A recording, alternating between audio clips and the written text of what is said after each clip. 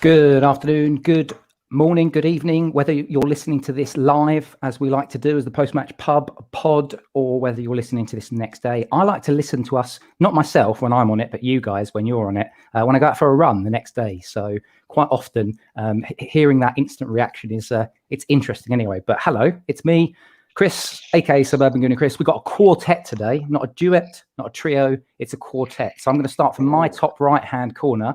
Mr. Gav Shewar, how are you, sir? I'm very good, matey. How are you? I'm very good. And as is customary on the post-match pub, I need to know what you are drinking. I'm drinking a nice little Italian number. I can't really pronounce it properly. It's Ignisa. Peroni? No, Ignisa. Or it's spelled ICHNUSA. It's a Sardinian Italian lager, which is 4.7%, and it's absolutely lovely. Wow, that is impressive. I mean, he's just so cultured. He's the cultured midfielder of this group. Let's move on to the rock hard, sturdy centre back that we have in Olaf Brinkman. Olaf, how you doing, sir? You all right? Yeah, hello, Chris. I'm drinking the same as last time with Chelsea. So I'm drinking a Sevilla Tanqueray and tonic. So I'm having a G&T, a nice double dose, of which I've had 3 during the game, especially the first half, where I tried desperately to stay awake like the rest of us. And secondly, I kicked in the second half. So G&T it is for me.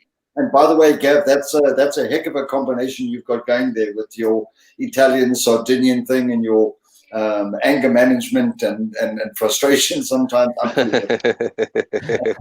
We love it. We love it. And to complete this little virtual circle, as we are in the virtual pub, is Mr. Invinciblog Paul. How are you doing, sir? What is your tipple for the evening?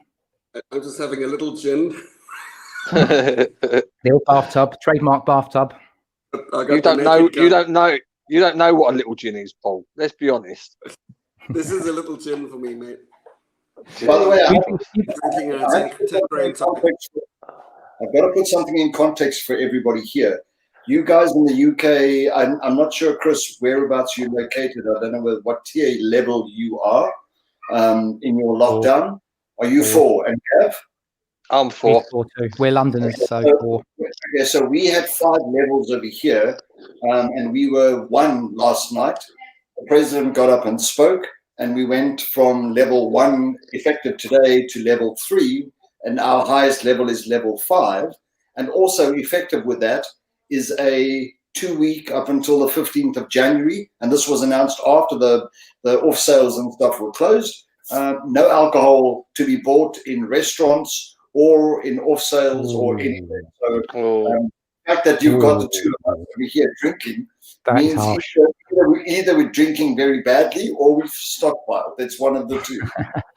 And let's have a little shout out as well to the other people that are joining us in the virtual pub from Facebook. We've got Colin Brown. Colin, how you doing? He's just said it's a win whenever every effer said we're going down. So he's obviously happy. Not sure what he's drinking, though. Gab is drinking a ginger tea.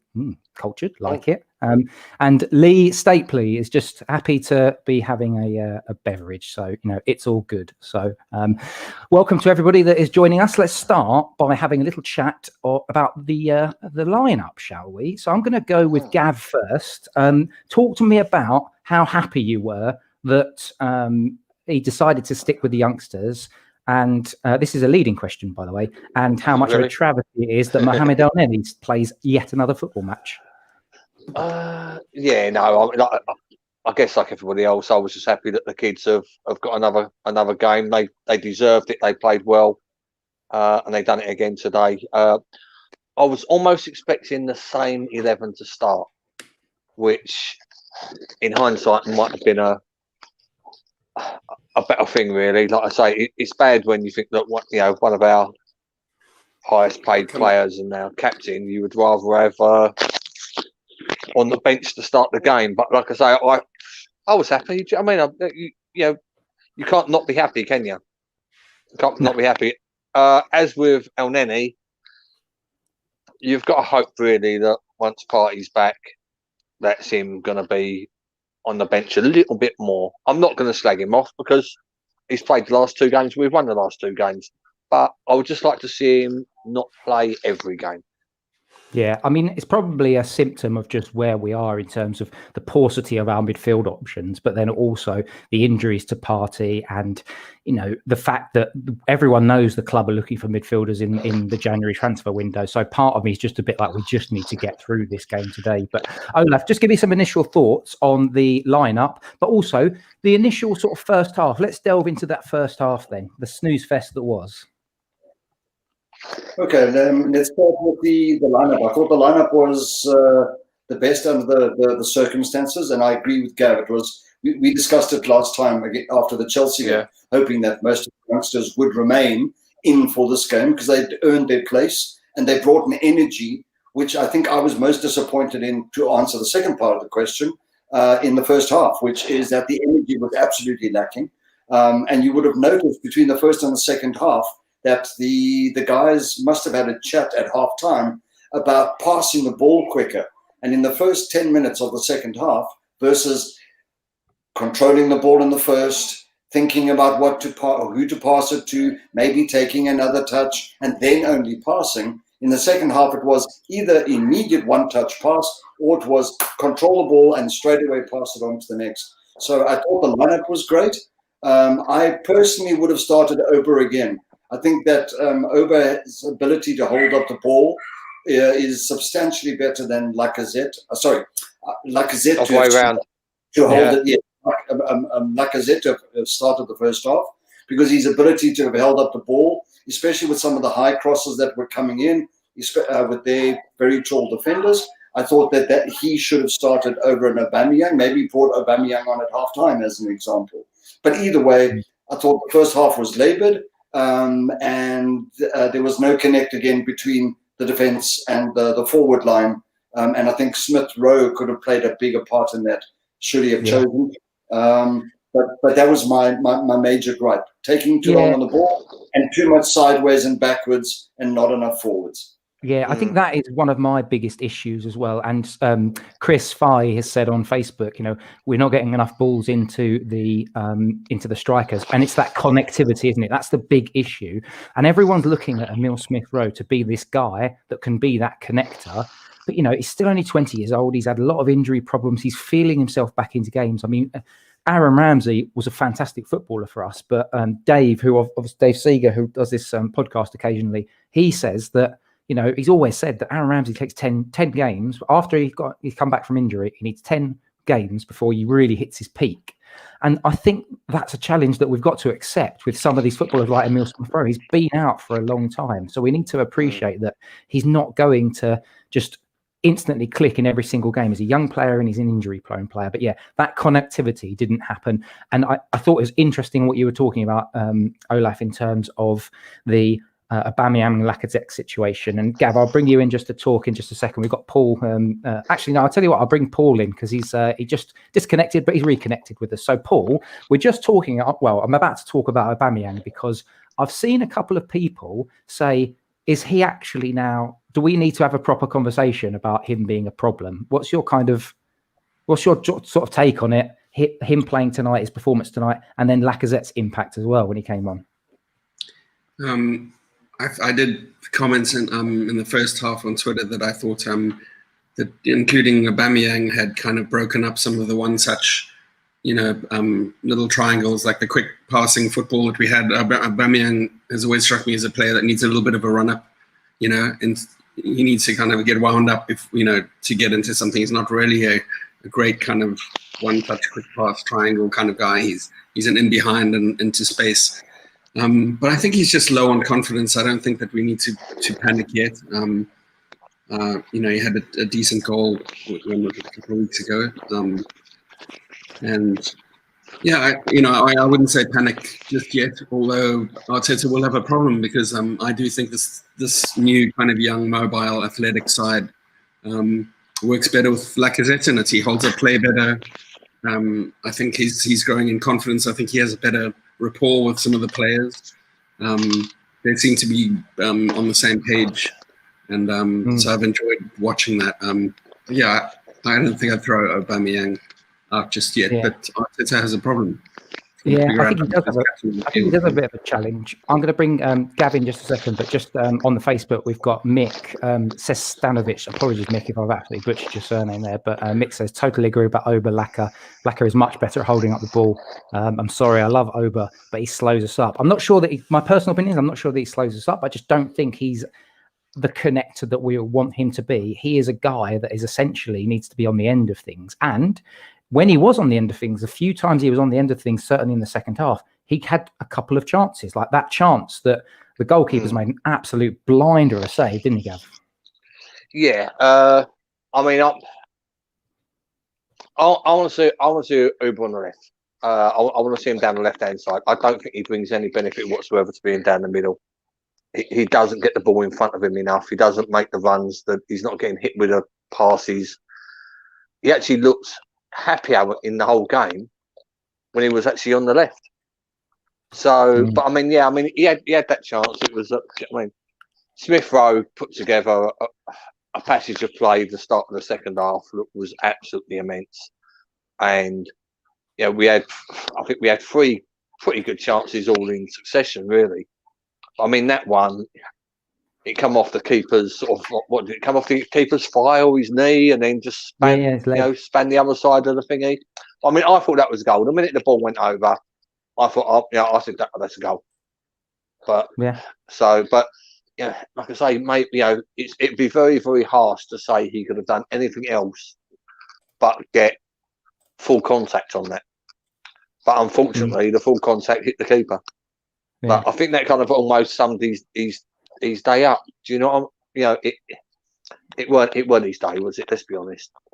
But yeah, and I think Martinelli as well had a quieter day. I mean, he had that one chance, and of course, what you get with Martinelli is you get intensity and you get pressing, and he will run and run and run. But I didn't think he had the best of days. But again, he's just a young player and he's coming back from injuries. So I'm kind of sort of okay with it.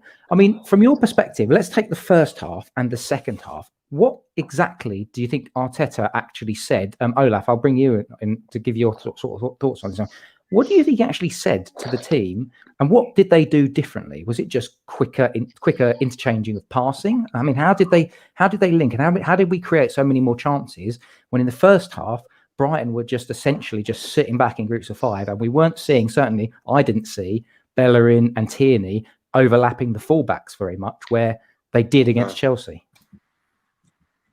Again, I think he most probably brought the word in urgency, and by implication within urgency, it was around one touch versus multiple touches and looking around, and also expecting the likes of an Aubameyang and the Sakas and the Smith Rowes to run into spaces.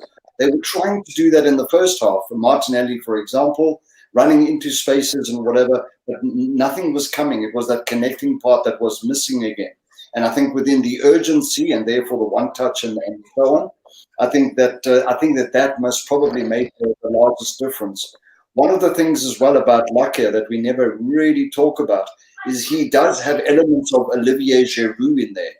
Over and above him being kind of a fox in a box and quite a good striker as it stands, his ability, like Olivier's was, of holding up the ball has been severely lacking over the last couple of months. And I think that now that we have it, and when we see it like in the first half where it wasn't there, and no matter what Oba was doing and running and whatever else, he was not able to apply, hold up the ball, bring some of the midfielders or the wing backs into play. I think that was most probably an issue, and therefore the urgency was, I assume, the message, as well as making the change with Laka coming on as quick as it was. I think it was in the 60th or 65th minute, which is generally speaking for Arteta, generally quite early to make that kind of a change.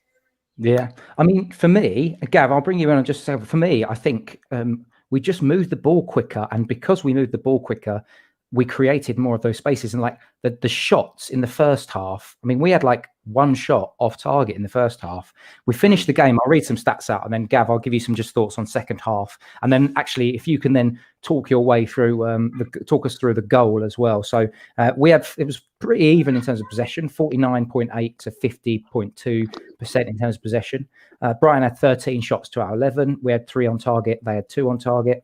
And this is a problem with both of these teams, actually. Arsenal having 11 shots and only 3 on target, Brighton having 13 and just 2 on target. 6 shots off target for Arsenal, 5 shots off target for Brighton. Passing percentages, we were better. There's none of the other sort of stats that really jump out for you. But just talk me through that a little bit of your thoughts on the second half. But actually, then also let's go into the goal. So it was a fantastic finish, but again, Saka the man. Oh, don't. Yeah. No, I mean, so basically, I agree pretty much with what Olaf said there, really. It was faster ball, it was quicker ball, it was more precise ball. And we started running at them. We started getting the ball in front, turning it, and actually running at them. And Saka, bloody hell. I mean, he's got the ball. He's almost facing our goal when he's got the ball. And he sort of shielded it, turned, and that's it. He's off. And that was superb. Again, he's looked up. He's not. I mean, we've had a few speed merchants in the past. I'm not going to mention any Theo's names or anyone, but they sort of they get the ball and then they get into the area and it's just a wasted ball over. And what Saka did was he composed himself, and it was the perfect ball in. Laka's gone bump bump smack is a goal. And I think Laka was on the pitch 42, 43 seconds, something stupid like that. And he's a confidence player. And he's scored 3 games running now. I think it's going to be hard to leave him out, to be fair. I think it's going to be very, very hard to leave him out. And, I mean, you don't know what the situation with Saka's ankle, what it looked like his ankle, whether he's sort of gone over it or whether he got a little kick on it or whatever. But, yeah, like I say, it's good we've got good options at the moment, but, yeah. Like I say, I just like Laka up front through the middle at the moment, and he done us proud again. But what can you say? 1-0 to the Arsenal, and we love it. Oh, gritty 1-0 as well. Like the Chelsea game it was like swashbuckling. It was exciting. It was everything to give us the boost that we need. But this felt like just a classic away day. Just get the point. It's Christmas time. Over Christmas, yeah. The games are never that great over Christmas. I remember us losing 4-0 at Southampton. Just get the job done, and we had that, and we've had a couple of people have said that it's just about getting the connection. It's just about getting the job done. But Olaf, I'm going to give you a couple of minutes to wax lyrical, or a minute or so to wax lyrical on Saka, because for me, fantastic footballer. The things that I love about Saka: direct running, strength as well. Like he gets knocks, but he stays on his feet. Very Jack Wilshere. I mean, you just got to hope that he doesn't have his ankles absolutely pilloried like Jack Wilshere did. But give us just some thoughts on Jackers. Certainly not Jackers. Although I did think he had a good game today, Saka. Yeah, Saka had a very good game today, as he did against Chelsea. I think that there was also a big distinct difference between the game today and the last one with the same setup. The last one, I think there was a heck of a lot more threat by Chelsea on the very same complement or the team that we had. And today, for example, Brighton, not at all. And we're about to go into West Bromwich Albion, who were absolutely smashed today, 5-0, I think, by Leeds. But I think to answer your question on Saka, I think he has the confidence, he has the support, and he also has the admiration of his teammates around him. And you can see that after the goal was celebrated with Lacazette, how everybody was acknowledging the work that Saka had actually put in to take it from the halfway line, go all the way down the sideline, and then wait before actually passing. It wasn't just he got to a particular point and then smashed it into the middle. He knew exactly where Laka, who had held his position and created a space so he could take a touch and choose his spot. He held his cross until he saw where Laka actually was. And I think that is great maturity from somebody who's 20 years old. So I think that we've got to, and you know, I can talk about the potential, but we all have spoken about that, and that's why he signed a new contract and we've retained him. But I do believe that, I think that in the next game, if, for example, El Nini comes out and say Partey comes in his place with Xhaka, for example, and I think that might also make a slight difference, if not for actually bringing it for Saka himself, who might actually deserve a rest against West Bromwich Albion. But you cannot rest enough about him. Well, I think the question for me is more around, is he fit? Like you said, Gav, is he fit, and did he take that knock? And do you know the word that is stuck in my head now after you just said it, Olaf, with Saka? Maturity. Because there was a chance in the second half where Saka has gone beyond his marker and he's had a chance to just square it back to Aubameyang. He didn't do it. He tried to take the shot on, and Aubameyang was pretty, you could hear it. Aubameyang was pretty cheesed off, I think. No, fair enough, because he thought he was, if he cuts it back to him, Aubameyang's got an almost empty net to knock it into. But again, it's that maturity, because then he gets another opportunity and he does take the decision. He says, I'm going to square it back. And he squares it back to Lacazette and he finds space. And do you know what? Again, I'll just say that finish was a good finish from Lacazette. We've seen so much, like, again, as you said, Gav, we've seen so many times when he's just blazed it over, when he's just not confident. But a confident Lacazette is what we need right now to be getting us out of this, because we just, again, it's the next few games. We just need to get through them, get some points on the board so that we can stop talking about relegation, because this team shouldn't be talking about relegation. We all know that. Sorry, just cutting on you there. He didn't snatch at it. That was the thing. And like I say, I mean, I think he took one touch, didn't he? So he took one touch, set himself, and he's placed it lovely. Do you know what I mean? I mean, you would have thought that, I mean, if he hadn't scored for God knows how many games, which he hadn't before, like the two previous to this, you would have thought he would have snatched at that first time. But you know, like I say, it was a lovely ball, and it was just nice the fact that he didn't snatch at it, and that shows someone who's in form and got the confidence up as well. Like I say, that's why I would start him, because he's in form and his confidence is up. Yeah, I tell you what.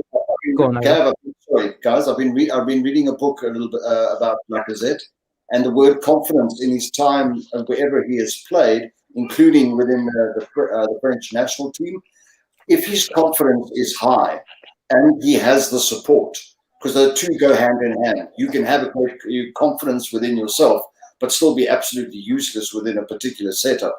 But if the two work hand in hand, and confidence, Gav, is a big thing of his. When that is high, he takes the chances, but he also knows what he is going to do, and it makes a substantial difference. And we currently are seeing the benefit of that. And the point is that, as we've said earlier in this discussion, if he is not playing in the next game, being on this role that he is, I think that we'll be shooting ourselves in the foot. I do think that they'll probably do a little bit of rotation of some kind, just because of the volume of games over days. So I suspect we probably won't see the likes of Martinelli. He came off tonight. Obviously, it wouldn't surprise me if Aubameyang's given a chance on the left again, and then you've got Lacazette coming in from the start. But let's just switch it up a little bit, because I want to actually talk about the back line. That's a clean sheet today. And Mark Perrin, again on Facebook, has said, has Mari made a difference? I thought Mari was good today, Gav. I think him and Holding were both good. I mean, I think they both gave away a couple of sloppy balls. But I mean, if you think that the size of the Brighton team, especially their defenders, and the amount of corners that they put in, I'm sure you've got the stat sitting in front of you somewhere. But I mean, that many corners, I didn't think we was in trouble really on the majority of them. I think 5 corners, yeah. So I mean, so I think there was one where there was a little bit of a scramble, but I thought they both did the job. I thought they was both passing intelligently. There was one time that I think it was Mario Holding, the ball went behind and Bellerin come from nowhere. This is what I mean. I don't know what channel anybody else watched it on, but I was watching on Star Sports with Andy Townsend, right? And Brighton have done this fantastic ball which split our centre backs, and Bellerin's come straight in and kick the ball off, and I think it's through a corner or something. And Townsend gone, or Bellerin's pace has saved him there. And I'm thinking, it hasn't saved him because he didn't make a mistake or he wasn't out of position. That's where in fairness, that was bloody good defending. So, and like I say, I mean, I would have liked to see Tierney get forwards a lot more than he did today. But again, clean sheet, we won. You know, a settled back 5 or a settled back 4 or 5, including the keeper. You can't really complain about that, can you? Olaf, do you change this back line for West Brom? I would not change the back line if what we're bringing in is not Gabriel, and we're not going to have him in anyway because of COVID-19. But if you're saying drop one of the two of them for West Brom for a David Luiz as an example, a hell no. So no, then absolutely they need to stay. I think that they did quite a solid job, the two of them. I think they did particularly well against Chelsea, and I think that Holding in that particular game pocketed the Pulisic of the world quite well. And again, the two of them today, Murray and Holding, did very well in the job. And no, I wouldn't change them. I would absolutely keep them for, especially West Brom. If we were playing hypothetically somebody like, I don't know, Tottenham or whatever, maybe I'd be thinking differently. But I'd absolutely, with the confidence that they have and the clean sheet as well, I wouldn't change it. Yeah, I mean, for me, it's always depending on who the opposition is and how pacey they are. Because again, if anybody's read my blogs or listened to me when I've been on this this Pubcast, then they'll know that I'm not the biggest fan of Rob Holding. I think he's slow. I think he's a penalty box defender. If you get the ball out wide and you're going to lump the balls in so that you can nod them away, absolutely fine. But as soon as you get any player that has him on the turn, he's absolutely toast. So that's and I think his long ball distribution as well just drives me insane. You know, he's terrible with his long ball distribution. However, I will acknowledge he has performed well in recent games. He's got a run of games under his belt. I would say that, yeah, he did well for us tonight. But Pablo Mari in the last 2 games has really impressed me, actually. I mean, any sort of thoughts on that before? I mean, we're on to 27 minutes now, Gav, so we should probably talk about the West Brom game and, you know, where you think we're at right now. And also the rumours that apparently, and Paul, who was with us, who's just had to duck out because of power cut problems, has said that there's rumours of a 10-day sort of hiatus because of the COVID situation. So lots of questions in there. Talk to me about Pablo Mari, and then we'll go into this 10-day COVID hiatus that we could have, and whether it's good for Arsenal. Yeah, no, I mean, look, the thing that really impressed me about Murray really was when he got booked in the first half against Chelsea, and he's managed to navigate the whole of the second half without getting near a booking. So I mean, that really pleased me. That showed professionalism that we all want to see. Do you know what I mean? Take your booking like a man, and then keep your nose clean for the rest of the game. Otherwise, you're going to get us into trouble. So I like that. Again, like him today, you can't look like a defender that's not really putting anything wrong. You know, he's doing what he's supposed to do, really. It's I don't know where the rumour started, but there is a line of text going around on WhatsApp after this round of games. There's going to be a break for a couple of weeks or 2 weeks. You down for Premiership football? Do you think that's the right thing to do? Well, it's where do you draw the line? I mean, we've got 1, possibly 3 players that have been self-isolating due to COVID, and we're playing games. Man City had a few players isolating due to COVID, and their game gets postponed. So it's all about having a level playing field. It's either you can produce a team that's COVID-free and you play, or you can't produce a team that's COVID-free and, like they do in Scotland, you lose 3-0.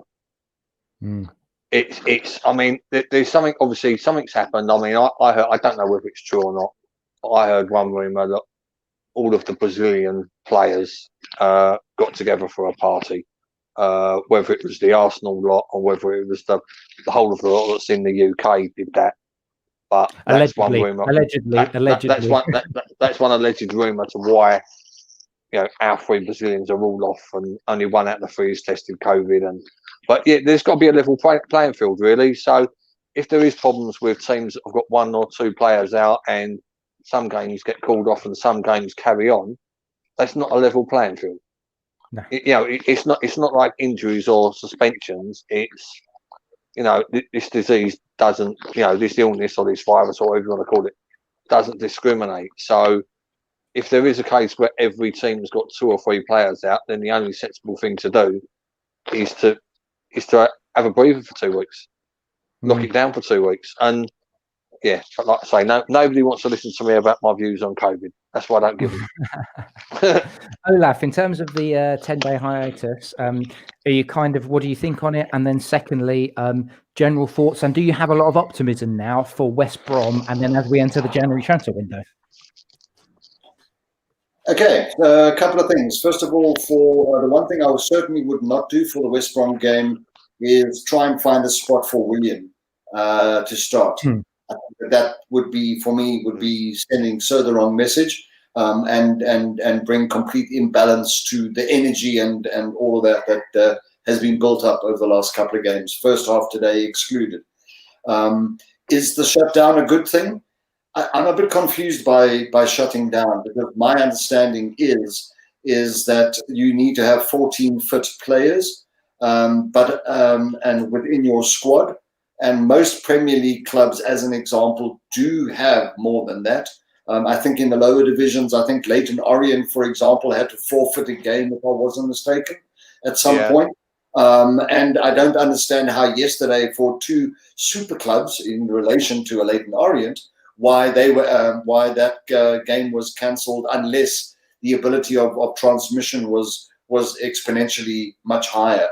So if on medical reasons they're going to shut it down, fine. But if it's out of sympathy for 1 or 2 clubs, then on that basis, I would say that that's not the brightest move to make at the moment. And especially also now with everybody mainly locked down and increasingly so around the world, to shut down the Premier League now for anything other than the ability for the virus to spread amongst the players and the backroom staff and clubs themselves, I think would be wrong, because there'd be more people to watch, etc. It's daft, though. I mean, when you look at these Premiership players, that all of them are earning more in a week than most people earn in a year, right? They've got no reason to go out and do their own shopping. They've got no reason to do anything but sit indoors and going to the training ground. So the fact that so many of them are catching COVID is absolutely a bit bewildering to me. Do you know what I mean? It's not like, your normal working man or woman that's got to, go down the shop 2 or 3 times a week to buy their food. It's just completely daft. I mean, they're getting paid to play professional sport. They're not getting paid to go out and socialise and to potentially put themselves at risk, which puts everybody they train with at risk, etc., etc. So, and they're not living in a one-room apartment, so therefore it's good to get the family or whatever out and get a bit of fresh air occasionally. They're probably living in rather large houses, and therefore within that they've got entertainment space and hypothetically an indoor swimming pool, maybe all of those kind of things. As you say, Gab, absolutely no reason under the circumstances to leave. No, exactly. I mean, they're training 3-4 times a week in 3 or 4 or 5 acres worth of fresh air. There's no need for them to, to do anything. There's no need for them to literally do anything but leave their house to go to the training ground. That's all they should be doing. And again, like I say, I like the Scottish method, where if your team or players in your team bugger up, then you lose the points. Simple as that. Do you know what I mean? That's what it should be. Chris, go on. Your 2 pennies worth, mate. Well, I think it's difficult because we don't know the background of what's happened with the players. Supposedly with Gabriel, it was one of his family members. So actually, he could be doing everything right, and then one of his family members is the one that's been a silly billy, so to speak. And if that's the case, then what can you do really? It's a difficult situation. I think we should probably navigate away from it because we're just on time tonight. But my view generally is that I think that calling a 10-day high from a completely selfish point of view, I kind of think it might be good for Arsenal. But we've got, if you think about Thomas Partey being out, and I think that if you think about how absolutely atrocious El Nelly has been for the last 2 games, I think to get someone like that back, just from a completely selfish point of view, I think would be quite beneficial for us if we can then have Gabriel back and fighting fit. Because if they have a go into hiatus now, he'll be back for the rescheduled West Brom game. My view is that taking that 10 days, I'd kind of be okay with it if it's a reset. And if that happens, it also means that as Arsenal, as a club and as fans, we get to go into a 10-day period without football. And the lasting memories that we've got are back-to-back wins against Chelsea and Brighton. And again, this league is so mental that I haven't even looked at the league title just yet, the league table just yet. I'd imagine we've taken another leap today, and that's a really, really positive thing. So we are out of time today. It has been a pleasure, as always, to share these virtual beverages with you. Yes. And what curry are you getting? We'll see if we're back for the West Brom game. What curry are you getting? A random chef special. It's a bit like a madras, a bit like a chicken madras, but it's like a random chef special thing. So I'll let you know how I got on, mate. Good luck. Good luck tomorrow morning, mate. Good luck tomorrow morning. All right, lads. Good luck tomorrow morning. Yes, thank you. It's been lovely to see you. It's been lovely to have you on this virtual pub. Thank you very much for joining us, and we will see you all again next time. Say goodbye, Gav. 1-0 to the Arsenal. Say goodbye, Olaf. Up the Arsenal, and thanks for joining us, everyone. Have a great, safe evening. Thanks, Chris. Yeah, and up Cheers, the Arsenal. Chris. 6 points. Let's do it. Cheers, Gav.